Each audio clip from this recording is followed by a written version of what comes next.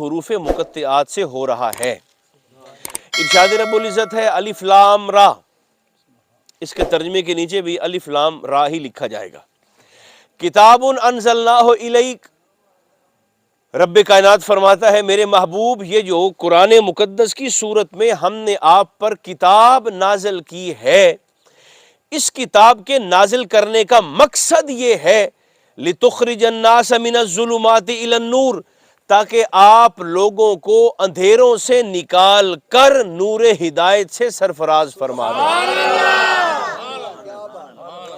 اللہ چونکہ حکمت والا ہے، بولیے، اس کا ہر فرمان حکمت سے معمور اور بھرپور ہوگا۔ اس آیت میں بھی کچھ ایسا ہی معاملہ ہے میرے قابل عزت احباب۔ آیت کا مزاج ذرا دیکھیے گا، مفسرین کرام فرماتے ہیں اس آیت میں اللہ رب العزت نے جہاں اندھیروں کا ذکر کرنا تھا، تاریکیوں کا ذکر کرنا تھا، انیرے دا ذکر کرنا ہائی، وہاں پر اللہ نے ظلمات کہہ کر جمع کا صیغہ استعمال فرمایا ہے۔ اور جہاں روشنی کا ذکر کرنا تھا وہاں نور کہہ کر واحد کا صیغہ استعمال کیا ہے۔ اندھیرے بیان کرنے تھے تو صیغہ جمع، روشنی بیان کرنی تھی تو صیغہ واحد۔ اللہ اپنے بندوں کو بتانا کیا چاہتا ہے؟ بتانا یہ چاہتا ہے میرے بندو تمہاری زندگیوں میں اندھیرے بہت سے آئیں گے، دارالامتحان ہے، تہ در تہ اندھیرے ہوں گے اور پے در پے اندھیرے ہوں گے۔ اندھیرے بہت سارے ہیں، کفر بھی اندھیرا ہے، شرک بھی اندھیرا ہے، منافقت بھی اندھیرا ہے، غربت بھی اندھیرا ہے، جہالت بھی اندھیرا ہے، خوف بھی اندھیرا ہے، لالچ بھی اندھیرا ہے۔ اللہ فرمانا چاہتا ہے کہ تمہاری زندگیوں میں اندھیرے بہت سے آئیں گے، تاریکیاں بہت سی آئیں گی، ظلمات بہت سی آئیں گی، مگر ان تاریکیوں سے نکالنے کے لیے روشنی صرف ایک ہے جس کا نام تمہارے رب نے نور محمد رکھا ہے۔ اندھیرے زیادہ، روشنی ایک، کم نہیں، اندھیرے زیادہ، روشنی ایک، اندھیرے بہت سارے، روشنی ایک۔ یہی ایک روشنی ہر اندھیرے پہ بھاری ہے اور ہر روشنی پہ بھاری ہے۔ یہ ایک دیکھو نا بندے اسے نور تو بندہ نو تھڑکا لیا، اسی نور سے لوگوں کو گڑبڑ ہو گئی۔ کیا قد جاءکم من اللہ نور و کتاب مبین، اللہ فرماتا ہے بے شک میں نے تمہاری طرف نور بھی بھیجا ہے اور کتاب مبین بھی بھیجی ہے۔ بس شکریہ، آپ نے آیت کو سنا نا، قد جاءکم من اللہ نور و کتاب مبین، نور بھی بھیجا ہے، پھر اندر واو کا ذکر کیا، نور و کتاب مبین، نور بھی بھیجا اور کتاب مبین بھی بھیجی۔ تو ڈکیتی کرنے والوں نے یاد رکھنا کچھ ڈکیتیاں پستول سے ہوتی ہیں اور کچھ ڈکیتیاں قلم سے اور زبان سے ہوتی ہیں۔ تو یہاں حضور کی عظمت پر قلم سے اور زبان سے ڈکیتی ڈالنے کی کوشش کی گئی۔ لوگوں نے کہنا شروع کر دیا اللہ نے فرمایا تمہاری طرف نور بھی آیا ہے، کتاب مبین بھی۔ اچھا ویسے یار انہوں نہ چلاؤ، ٹھیک ہو گیا، نور بھی آیا ہے، بیٹھ جائیں، نور بھی آ گیا اور کتاب مبین بھی آ گئی۔ لیکن لوگوں نے نا اس آیت سے اب لوگوں کو گڑبڑ کرنے کی کوشش کی۔ انہوں نے کہا دیکھ لو اس نور سے مراد ہی کتاب ہے اور کتاب سے مراد ہی نور ہے۔ لوگوں نے کہا کہ نور ہی کتاب ہے اور کتاب ہی نور۔ یہ تو بالکل وہی بات ہو گئی، میں مثال دے کر کہا کرتا ہوں، جیسے کسی شخص نے پوچھا تھا دوسرے سے کہ آپ کا گھر کہاں ہے؟ اس نے کہا ہسپتال کے سامنے۔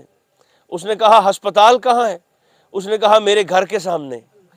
اس نے کہا دونوں کہاں ہیں؟ اس نے کہا آمنے سامنے۔ تو یہ تو کوئی شور لگی ہے ایڈریس دی؟ یہی ڈکیتی یہاں پر کی گئی ہے۔